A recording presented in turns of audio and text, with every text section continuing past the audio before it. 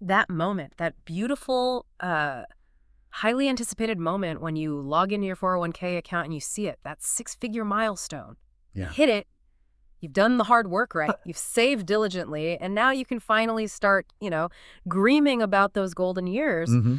That, you might assume, is the moment of peak financial security, the reward for decades of disciplined saving. It really feels like it should be. But unfortunately, it's often an illusion of safety. An illusion. Yeah, because that moment of perceived financial success, that's precisely when you become the most attractive target. Seriously. Yeah. The most sophisticated, globally networked criminal organizations, they're looking right at that large, relatively immobile pool of assets, and they know exactly how to get their hands on it. And the scale of this problem is it's terrifying. We're looking specifically at the data the FBI's Internet Crime Complaint Center, the IC3, put out in their 2023 Elder Fraud Report. Right. The total losses reported just to the IC3, just by individuals over 60, topped a staggering $3.4 billion in 2023. Billion. With a B. Sure. And that's just the reported losses. Think about how many people might not report it. Exactly. $3.4 billion. And that's an almost 11% jump in reported losses from the year before. Yeah, it's climbing fast. Yeah. And we need to internalize what this means for, the actual person. The average loss per complaint filed by someone over 60 was $33,915. Wow. Now, for many retirees, that isn't just like vacation money, right? That's liquidity, emergency funds, maybe the down payment on a smaller home. It's crucial money. But the truly chilling statistic for me is the number of catastrophic losses. Nearly 6,000 individuals, 5,920 to be exact, in that age group lost more than $100,000. $100,000 or more gone. These aren't minor mistakes. These are cases where life savings, sometimes entire retirements, just vanished overnight. The money is definitely there. The targets are clearly identified, and these criminals have never been more creative, more sophisticated in building what looks like totally legitimate trust. So our mission today is really a deep dive into the current mechanics of retirement fraud. We need to unpack the alarming sophistication of these schemes targeting 401k and IRA assets. We want to understand, how they steal the credentials, how they manipulate the system, the legal loopholes, and maybe most importantly, how they trick you into doing the theft for them. That's key. And we have to look at this holistically, right? We're dealing with really two main categories of threat. Okay. There's the external scammer, the one trying to steal your credentials or trick you into a transfer that gets most of the media attention. But then there's the internal threat, mismanagement, fraud, sometimes even outright embezzlement by the plan administrators themselves. That falls under ERISA law. ERISA, okay. We really need to cover both sides to get the full picture, the full risk landscape you're facing. Okay, let's unpack this then. Starting with maybe the first line of defense, or maybe the first point of attack.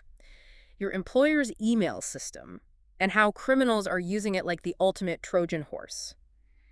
We've all learned, hopefully, to spot the really obvious red flags of a generic, poorly written scam email, right? Yeah. Nigerian print stuff. Yeah, like a class. But the criminals targeting retirement funds, they've moved way beyond those almost comical attempts. Why waste time on a low-return scam when you can engineer a high-value attack that looks utterly legitimate? Precisely. Cyber criminals really get the concept of institutional trust. If they go after generic accounts, the payoff is small, the risk is high. But if they target your most valuable asset, your retirement fund, they know they need to establish credibility first. And how do they do that? They do it by masquerading their attacks as communications coming from, the most trusted entity in your professional life. Yeah. Your own human resources department. Oh, that's surgically effective. Because HR communications, they always carry this immediate urgency, don't they? And an implied sort of fiduciary weight you have to respond to HR. Exactly. You're trained to. Our source material highlights several specific bait topics these criminals are using to steal valuable employee credentials, and they're chosen for maximum psychological impact. Like what? Well, the primary hooks, as you said, revolve around things like financial urgency, maybe regulatory necessity, or employee benefits. They craft these fake 401k plan notifications, claiming there are critical mandatory updates, or sometimes even exciting news about increased matching contributions, maybe required account restructuring, anything to get you to click and log in. And deadlines too, right? Like open enrollment. Absolutely. They exploit the pressure of deadlines with fake open enrollment announcements. They leverage that anxiety that if you miss a benefits deadline, you could lose crucial healthcare coverage for the whole year. Yeah. It feels urgent. And the sophistication seems to ramp up around major financial milestones in the year. As the year draws to a close, they shift the bait, maybe to communications about salary adjustments, bonuses. Or even deceptive employee satisfaction surveys that require you to log into some special portal. Wow. Yeah, and maybe the most insidious example cited preyed directly on ego and curiosity. They found phishing emails disguised with an Employee of the Year award theme. No way. Yeah, enticing recipients to click on performance reports, supposedly for review and signature. The criminal knows that even the most cautious employee is probably not going to question an email that strokes their ego while seeming, procedurally necessary. And it's not just the words that are clever anymore. I was genuinely surprised by the technical escalation here. One source, citing observations from Cofense, noted this really concerning modern trend, putting QR codes into these deceptive emails. Ah, yes, the QR codes. This is a fantastic piece of social engineering mixed with technology. Think about it. If an email link looks suspicious, some people will hover over it, right? Right. Check the URL. Right. But a QR code, it feels new, efficient, maybe even safer somehow. And it's often scanned instantly using your phone for convenience. So you bypass the desktop security, maybe? Exactly. The victim scans the code, maybe thinking they're avoiding the desktop spam filter or something, but the code redirects them instantly to a counterfeit login page, one that's been meticulously crafted to harvest their credentials. And, yeah, often bypassing corporate network security protocols entirely in the process because it's happening on their phone. Wow. Okay, so beyond email, how else are criminals establishing this false trust? It seems like the threat expands into, well, classic social engineering. Phone calls, text messages, posing as financial advisors or retirement plan reps. Yeah, often using information they've scraped from your public digital footprint like LinkedIn or other sites. They heavily rely on unsolicited contact, combined with this kind of casual familiarity. The Canadian Securities Administrators warn about this, scammers using an overly friendly, relaxed approach. So they don't sound like high-pressure salesmen. Not at all. They sound like helpful colleagues or maybe friendly local advisors. It's an approach designed to immediately disarm your natural skepticism. They aren't threatening you with the IRS. They're trying to build this sort of shared sense of exclusivity, like they're letting you in on something special. And technology is making that auditory trust. Hearing a voice, increasingly hard to rely on, isn't it? Robocalls using AI, voice impersonations, deepfakes. Absolutely. It's getting scary good. If the caller sounds exactly like your actual plan administrator or maybe even a family member, you're far more likely to comply with requests. You think the voice confirms the identity, but it might not. Okay, so they build trust, they sound legitimate, then comes the pitch itself, right? Whether it's over the phone or maybe on a fake website. How do they sell the scam? They really rely on key psychological weaknesses. Big one is the fear of missing out, FOMO. They label offers as exclusive investment offers that only, wealthy insiders supposedly have access to. Ah, the secret club. Exactly. The moment you feel like you're being let into a secret financial club, or that you have to act now or lose this amazing opportunity forever, that's when extreme caution lights should be flashing. That and the promise of impossible returns. The source material is absolutely definitive on this point. Be extremely wary, maybe run away from anyone who promises risk-free high return or guaranteed high profitability. I mean, what does the source material say about legitimate investing? Legitimate investing always carries risk, period. Yeah. By law, by definition, if someone guarantees high returns with minimal or zero risk, it is simply a lie. Always a lie. Always. And this promise is often coupled with significant pressure tactics. They push you to make a quick decision, right? To limit the time you have for proper research or to consult with a trusted third party, like a real financial advisor. And sometimes they start small. Very common tactic. They often suggest you invest just a small amount first. Then, when they engineer a quick, fake return, maybe shown on their fancy-looking fake platform that builds this false confidence, it encourages the victim to then transfer their entire retirement savings into the scheme. It feels real because they proved it worked. Okay, so this combination of urgency, exclusivity, those unrealistic promises, that's the getaway. But it brings us to what seems like the core mechanism, the real engine of retirement fund theft today, the 401k rollover scam. Because even if a scammer steals your login credentials for your regular 401k, most of those regulated providers have pretty robust institutional protections, right? It makes it nearly impossible to just drain the account into some random offshore bank. Exactly. Here's where it gets really interesting, maybe a bit terrifying from a legal perspective. The criminal needs a legal escape hatch. An escape hatch. Okay. The key is moving the funds out of that highly protected, highly regulated 401k system and into an environment where you are making all the decisions yourself. and crucially, where you're bearing all the risk. Okay, so how do they manage that? The scammer convinces the victim to initiate a transfer, what's called a rollover, of their funds. They move it from that regulated 401k into something called a self-directed IRA, or SDIRA. Self-directed IRA. Okay, what's the difference? Let's look at the contrast. A standard 401k is usually governed by the Employment Retirement Income Security Act, ERISA. We mentioned that earlier. Right. ERISA mandates a fiduciary duty. This means the plan administrators, the investment advisors involved, they are legally bound to manage the plan in the participant's best interest. If they see a wildly inappropriate or obviously fraudulent transaction about to happen, they're supposed to step in and stop it. They have a duty to protect you. So the 401k is kind of locked down, guarded by these institutional fiduciaries who have a legal obligation to protect you, essentially. Correct. But when you move the money into an SDIRA, you are choosing to make the investment decisions yourself. You are explicitly telling the financial institution, I am self-directing this money. You effectively remove that layer of trusted advisor or fiduciary oversight, at least when it comes to the investment choice. There's no one obligated to stop you if I, the fraudster, convince you to buy, say, worthless magic beans with your retirement savings. The responsibility shifts entirely to you, the investor. And this must be where fraudsters exploit a really catastrophic misunderstanding about the role of the SDIRA custodian, right? The bank or trust company that actually holds the SDIRA account. Absolutely. Victims often believe that because the custodian may be a well-known bank or trust company holding the account is a legitimate, federally regulated financial institution, then the investment itself must also be legitimate or at least vetted somehow. That's not true. That is the single most critical false assumption that fraudsters rely upon. It lends credibility to their entire scheme.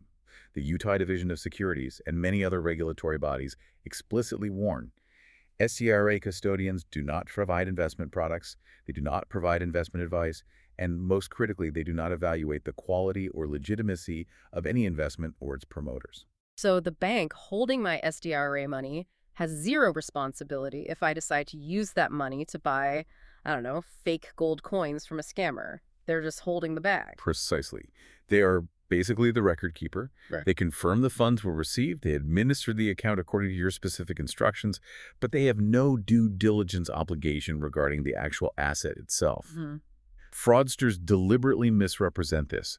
They falsely claim or imply that the custodian somehow validates or approves the investment when the custodian is merely a passive administrator of your decision. Okay. So the victim initiates the transfer, the rollover, from their safe, regulated 401k to the SDIRA, believing the new account is secure and the investment inside it is vetted, which it isn't.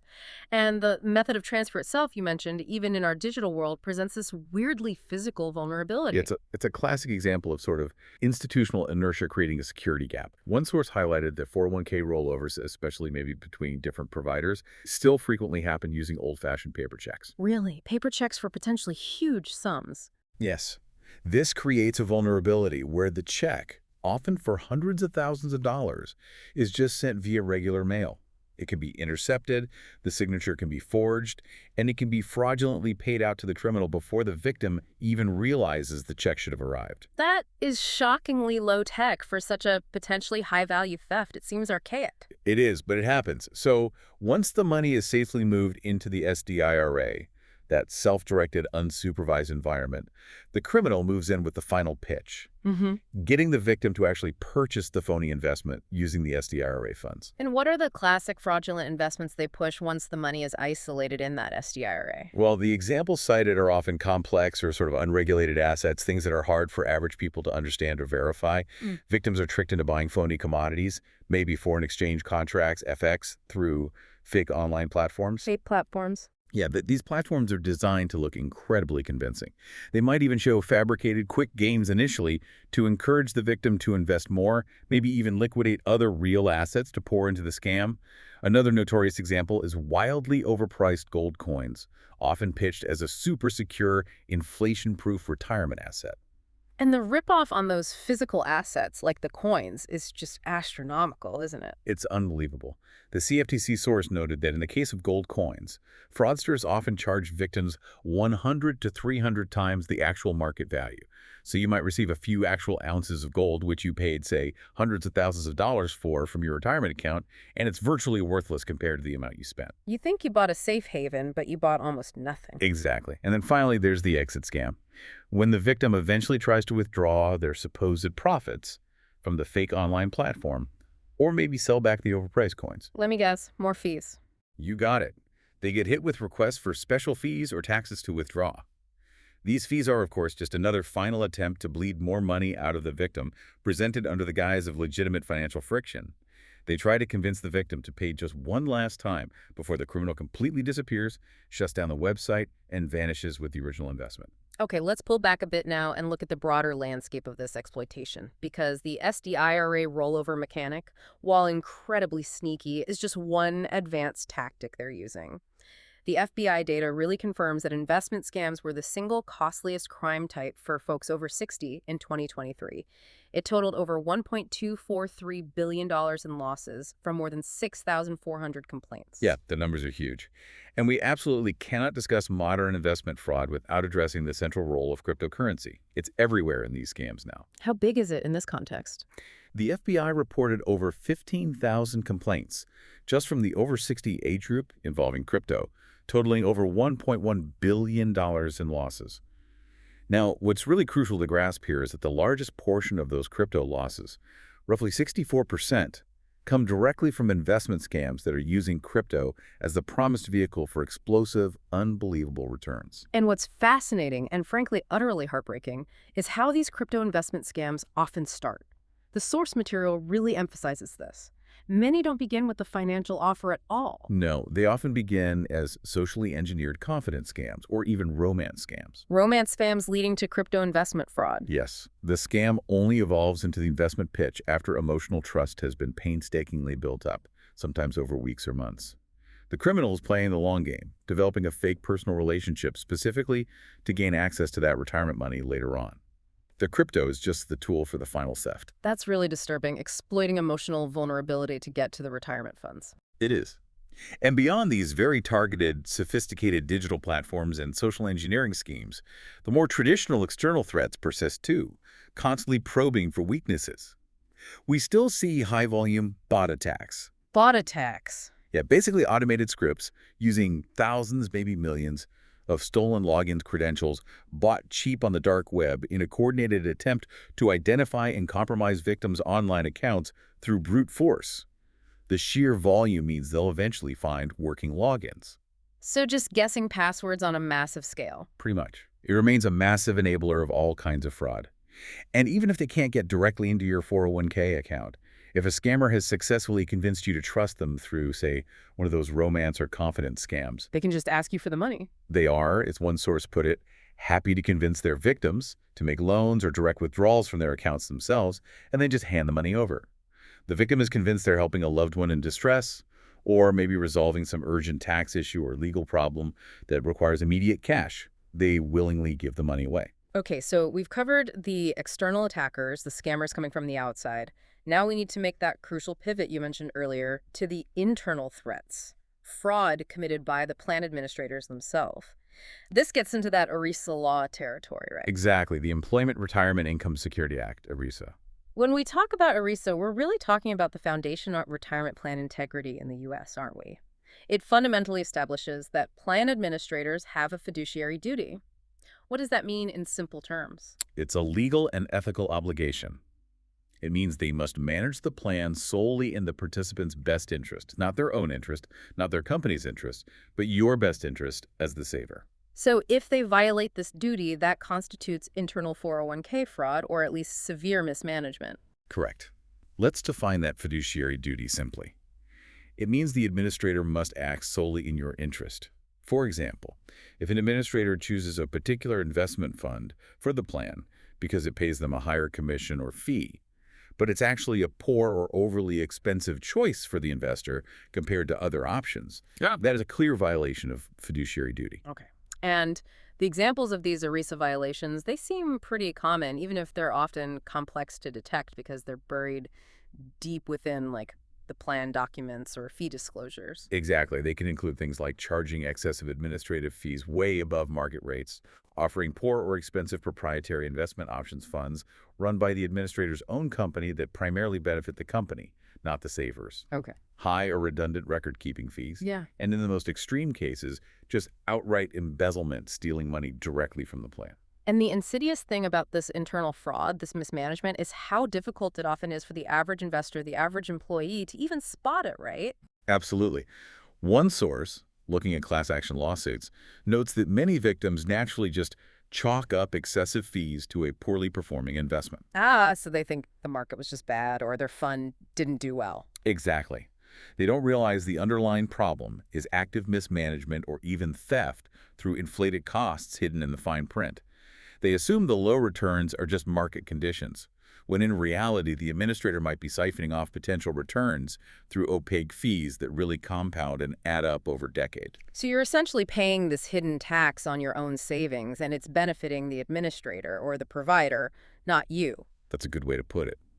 This is why scrutinizing your quarterly statements, looking specifically at expense ratios, administrative fee line items, is just as vital as checking your overall investment returns. The good news, though, is that plan participants who allege 401k fraud under ERISA have been increasingly successful in court recently. They're establishing important precedents that hold these fiduciaries accountable. Okay, so we've painted this picture of really two types of sophisticated threats. There's the external psychological manipulation, the phishing, the social engineering, the rollover scams. And then there's the internal financial exploitation, the excessive fees, the poor fund choices, the ERISA violations. Right, two fronts. But the key to avoiding becoming another statistic, it seems, is preparedness and awareness. We need to solidify, maybe, the golden rules for safeguarding your savings against both types of threats. Absolutely. And rule number one, maybe the most important one, is verification is non-negotiable. If you remember nothing else from this discussion, remember this: never ever trust unsolicited contact, regardless of the channel it comes through. Doesn't matter if it's email, text, phone call. Doesn't matter. If you receive any communication requesting sensitive financial information regarding your retirement, especially if it asks you to click a link, log in somewhere, or initiate a transfer, you must verify its authenticity independently. Do not rely on any phone number, link, or contact information provided in that suspicious message. So instead of clicking or replying, you need to step back. Exactly. Step back. Directly contact your HR department or your official 401k plan provider or your known financial advisor using known official channels. That means using the phone number printed on your last official statement or logging into the official website you've always used, the one you bookmarked yourself. That short moment of caution, that extra step, it breaks the criminal's chain of trust, doesn't it? It stops their momentum. It does. Okay, rule number 2 addresses the core of the confidence scam. Check the credentials. You absolutely should verify any licensed investment advisor in the U.S. using two crucial public free regulatory resources. Okay, what are they? FINRA's BrokerCheck, that's FINRA BrokerCheck, and the SEC's Investment Advisor Public Disclosure website, the IAPD. BrokerCheck and IAPD. Yes. These are non-negotiable checks before you trust someone with your money or take their advice, especially about something as big as a rollover. And if the person offering you investment advice, maybe asking you to roll over a massive sum of money, doesn't show up in those databases. That is a massive, critical red flag. It likely means they are not licensed or registered, and you should not proceed. Full stop. Furthermore, the BrokerCheck tool lets you view their disclosures, any records of customer complaints, legal disputes, regulatory actions taken against them. You want to see a clean, professional track record. Checking those disclosures is just essential due diligence. Okay, that makes sense. Rule 3. Rule 3 is about mental defense, fighting those psychological tactics we talked about. Avoid pressure.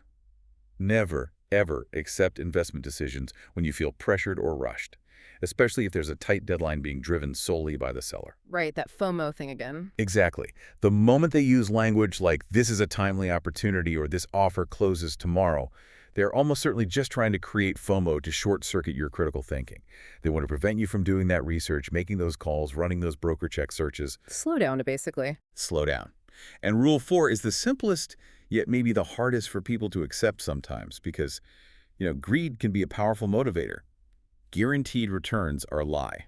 Always a lie. We said that before, but it bears repeating. It absolutely does. Question any promise of guaranteed high profitability with little or no risk. All legitimate investments involve volatility and risk. The only person who can truly guarantee you a high risk-free return is the person who actually intends to steal your principal. Okay, those are great rules. Beyond skepticism and verification, what about basic digital and account security hygiene? Crucial. First, the basics. Complex, unique passwords for all financial accounts. Don't reuse passwords. Second, and this is really critical today, enable two-factor authentication, 2FA, on your 401k plan account and, frankly, all your important financial portals. Why is 2FA so important? Because stolen credentials, a username and password, become pretty much useless if the criminal can't also pass that second authentication step, which usually involves a code sent to your trusted phone or generated by an app. Is a huge barrier. Okay, what else? Monitor your activity relentlessly. Leverage account notifications, set them up so you are instantly aware via text or email of any suspicious account activity like login attempts or especially unauthorized transfers. And crucially, never ever grant remote access or agree to screen sharing requests from someone you do not know and absolutely trust. Ah, the remote access trick. Yeah, it's a common tactic scammers use to steal personal information right off your screen or sometimes install malicious software on your computer.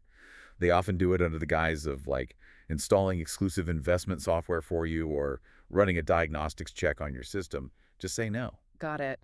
What about specific protections around those rollovers we discussed? Moving from an employer plan to an IRA, that seems like a really vulnerable moment. It is a high-risk transition point, so heightened protections are definitely required.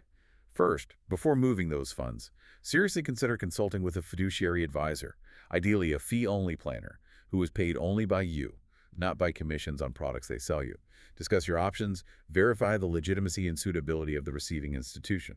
And only roll over to a known place. Absolutely. Right. Only roll over funds to a known, established, reputable financial institution that you have researched and chosen yourself, not one suggested by an unsolicited caller. And circling back to that bizarre low-tech vulnerability, the paper check. If you know a paper check is being mailed for a rollover, You need to be hypervigilant. Keep a close eye on your mailbox, know when it's expected, ensure that check is received promptly and deposited immediately into the correct account. That simple, low-tech security gap, losing a check in the mail, can and does result in massive catastrophic losses if it gets intercepted. okay, so let's say the worst happens. You realize you've been targeted or maybe even victimized. What's the immediate next step? Swift action is absolutely paramount. The clock is ticking, especially if money has been transferred. Report the suspicious activity or fraud to the FBI's Internet Crime Complaint Center, IC3, immediately. Go to ic3.gov. Why is that so urgent? Filing a detailed complaint does two things. One, it helps the FBI track trends and build cases against these criminals. But two, and most importantly for potential recovery, it provides the necessary data for the IC3's Recovery Asset Team, known as RAT. The RAT team. Okay, what do they do? They are essentially the financial first responders, the last-minute rescue squad for stolen funds. If notified quickly enough, they can initiate what's called the Financial Fraud Kill Chain, the FFKC. Kill chain. Sounds serious. It is. It involves immediate contact with domestic and sometimes international banks to try and freeze stolen funds before they get wired offshore or converted into untraceable assets like cryptocurrency or gift cards. And does it work? It can be highly effective, but it relies entirely on speed. The FBI reported that the RAT was able to freeze over $32 million in stolen funds just for over 60 victims in 2023 through these FFKC interventions. But they need that detailed IC3 complaint immediately, often within the first 24 to 72 hours of the transfer to have any real chance of recovery. After that, the money is often gone for good. Wow. Okay, so report to IC3 immediately for external scams. What about that internal 401k fraud? We discussed the excessive fees, the ERISA violations. For those internal issues, start by reporting your concerns internally, maybe to HR or the designated plan administrators. Document everything. If that fails, or if you suspect criminal activity like actual embezzlement, you should contact the Employee Benefits Security Administration, EBS. EBSA. Yeah, EBSA. It's the arm of the U.S. Department of Labor responsible for policing these retirement plans and enforcing ERISA. You can file a complaint with them. Or, especially if the potential losses are significant, consult a specialized attorney who deals with ERISA class actions or 401k litigation to understand your rights and potentially seek compensation. Well, this has been a really sobering, but I think absolutely essential deep dive into the frankly alarming sophistication of these modern criminals who are targeting the very security blanket, the retirement savings that we spend our entire lives trying to build. It really is alarming. And we covered those key areas of vulnerability, didn't we? The sophisticated HR-themed phishing emails designed to exploit institutional trust. Right, using your employer against you. Exactly. Then the disastrous transfer mechanic inherent in that FDRA rollover process, which basically serves as a legal escape hatch for the fraudsters, shifting the risk to you. Mm-hmm. And of course, the irresistible lure of those unrealistic guaranteed returns they use to trick victims into essentially financial self-destruction. And hopefully we establish the critical value of verification, those golden rules. Never trusting unsolicited contact and always using those free tools, FINRA BrokerCheck and the SEC's IAPD website to verify the people who want to touch your life savings. So what does this all really mean for you, the listener? I think it means that financial literacy, combined with just a healthy dose of skepticism, and maybe most importantly, the willingness to simply say no to pressure, that's your first and your best line of defense. The criminals are fundamentally relying on us making assumptions about safety, about institutional trust, about legitimacy. We have to question those assumptions. It's interesting. We noted earlier that the largest percentage of losses, particularly in those cryptocurrency investment scams, actually originate through emotionally manipulative confidence or romance scams. Yeah, that connection is striking. We spend so much time focusing on the technology, right? The QR codes, the deep fake voices, the slick fake websites. But the initial vector, the way in, is almost always emotional, not technical. So maybe here's a final thought to consider. In an age where digital trust seems necessary but fragile and financial complexity is just soaring, is the greatest vulnerability in protecting your retirement savings actually the technology itself? Or is it that fundamental human need for connection, for validation, for trust, the very things that criminals so ruthlessly exploit? That's a powerful question. Technology is the tool, but maybe humanity is the vulnerability. Something to definitely carry forward.